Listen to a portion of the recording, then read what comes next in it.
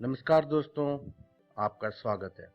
आज के इस वीडियो में हम संख्याओं की जानकारी भाग 5 के बारे में पढ़ेंगे। इसके पिछले वीडियो में हमने आकलन के तरीकों के बारे में सीखा था। आज के इस वीडियो में हम सबसे पहले यह सीखेंगे कि हम अपने दिन प्रतिदिन के कार्यों में आकलन का किस तरह उपयोग करते हैं। इसके बाद हम कोष्ठक के बारे में जानेंगे और उसका प्रसार किस तरीके से किया जाता है यह भी सीखेंगे। तो आइए हम सबसे पहले आकलन का उपयोग जानें। हम अपने दिन प्रतिदिन के कार्यों में आकलन का उपयोग सबसे पहले योग यानी कि जोड़ अथवा अंतर यानी कि घटाव में आकलन का प्रयोग करते हैं एवं आकलन का उपयोग हम गुणनफल के लिए भी करते हैं, जिसमें हम संख्याओं को गुना कर करीबन करीब की संख्या बताते हैं। तो आइए सबसे पहले हम योग का आकलन सीखें। इसे समझने के लिए मैं आपको रमेश व रानी से मिलाना चाहूंगा। एक दिन स्कूल से लौटते वक्त रमेश और रानी बाजार गए। रमेश को लट्टू खरीदना था जिसकी कीमत 18 रुपए थी। वह रानी को कूदने वाली रस्सी जिसकी कीमत 75 रुपए थी। तो रमेश व रानी को कुल जोड़ लट्टू एवं कूदने वाली रस्सी की कीमत कितनी देनी होगी? क्या आप बता सकते हैं? ये बहुत ही सरल है, आइए सीखते हैं कैसे। रानी को चाहिए थी कूदने वाली रस्सी जिसकी कीमत थी 75 रुपए। 75, 70 एवं 80 के बीच की संख्या है जिसकी दूरी 70 एवं 80 से बराबर है। तो बताइए 75 की दहाई के निकटतम संख्या कितनी होगी? जी हाँ, 80। इसीलिए 75 रुपए के दहाई के निकटतम दाम जो होगा वह होगा 80 रुपए। अब चलते हैं रमेश के पास। रमेश को खरीदना था लट्टू जिसकी कीमत थी 18 रुपए। 18 10 एवं 20 के बीच की संख्या है। 10 एवं 20 के बिल्कुल बीचों बीच वाली संख्या जो है वह है 15। 18 इस संख्या रेखा में करीबन करीब हमें यहाँ मिलेगी। तो 18 10 एवं 20 से किसके निकट है? जी हाँ, 20 के। इसलिए 18 के दहाई के निकटतम संख्या जो होगी वह होगी 20 रुपए। तो 75 रुपए के दहाई के निकटतम 80 जोड़ 18 रुपए के दहाई के निकटतम 20, कुल जोड़ के कितने हो गए? जी हाँ, 100 रुपए। इसका मतलब रमेश व रानी को कुल जोड़ उन्हें 100 रुपए देने होंगे। आइए अब हम अंतर का आकलन सीखें। आपको हमारे पिछले वीडियो से सुरेश तो याद ही होगा। सुरेश को एक बस्ता खरीदना था जिसकी कीमत थी 95 रुपए और उसने आकलन कर यह निकाला था कि 95 के लिए उसे 100 रुपए के नोट देने होंगे। सुरेश के लिए सबसे खुशी वाली बात तो तब हुई जब उसे मालूम चला कि इस बस्ते पर 26 रुपए का छूट है। तो अब बताइए आकलन कर उसे कितने पैसे देने होंगे? तो सुरेश को खरीदना था बस्ता जिसकी कीमत थी 95 रुपए। 95 होता है 90 व 100 के बीच की संख्या और वह बिल्कुल बीचों बीच होता है, इसलिए उसकी दूरी 90 व 100 से बराबर होती है। तो 95 के निकटतम 90 व 100 में से कौन सी होगी? जी हाँ, 100। इसलिए 95 के दहाई के निकटतम संख्या 100 रुपए होगी। आइए अब हम छूट का आकलन निकालें।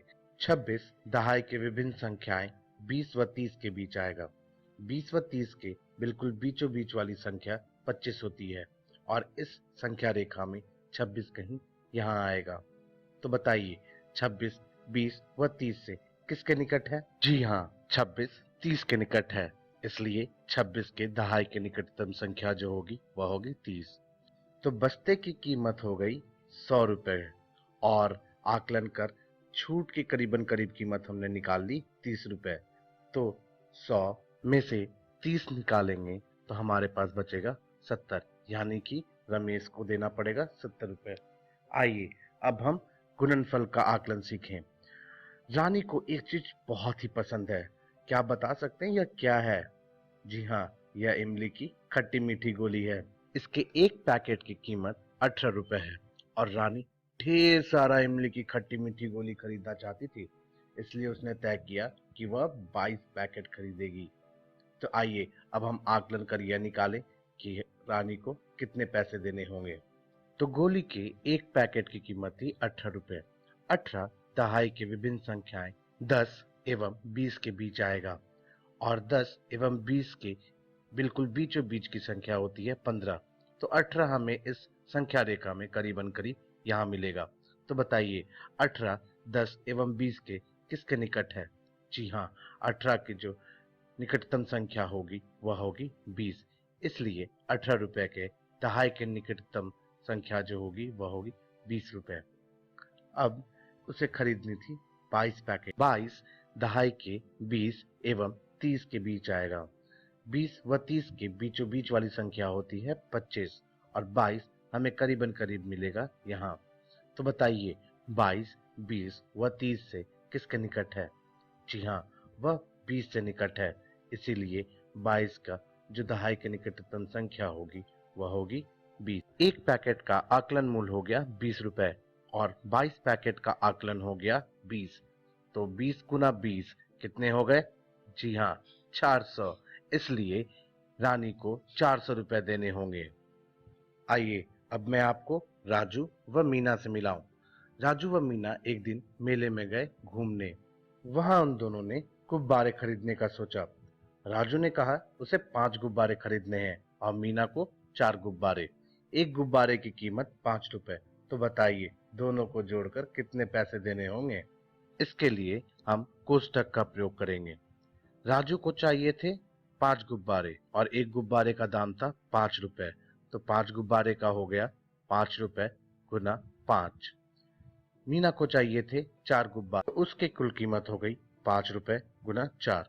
दोनों को अगर हम जोड़ दें तो हमें कुल कीमत मालूम चल जाएगी। मगर 5 रुपए दोनों के गुब्बारों के दाम थे। इसीलिए हम 5 रुपए को बाहर रख कोष्ठक के अंदर गुब्बारों की संख्या रखेंगे। तो कोष्ठक के अंदर हो गए 5 जोड़ 4 जो कि हो गया 9। इसलिए 5 रुपए गुना 9 जो कि हो गया 45 रुपए। इसका मतलब मीना एवं राजू को कुल जोड़ 45 रुपए देने होंगे। आइए अब हम कोष्ठक का प्रसार सीखें। इसे समझने के लिए मैंने यहाँ दो संख्याएं ली हैं, 7 गुना 102। 102 बड़ी संख्या है, तो क्यों ना हम इसका प्रसारित रूप लिख लें। यह होगा 100 जोड़ 2। 102 को हम 7 से गुना कर रहे थे, इसलिए 100 जोड़ 2 को भी हम 7 से गुना करेंगे। सबसे पहले हम 7 को 100 से गुना करेंगे, तो 7 गुना 100 हो गया 700 जोड़ 7 गुना 2 हो जाएगा 14। तो 700 जोड़ 14 हो जाएगा 714। तो था ना कोष्ठक का प्रसार भी आसान।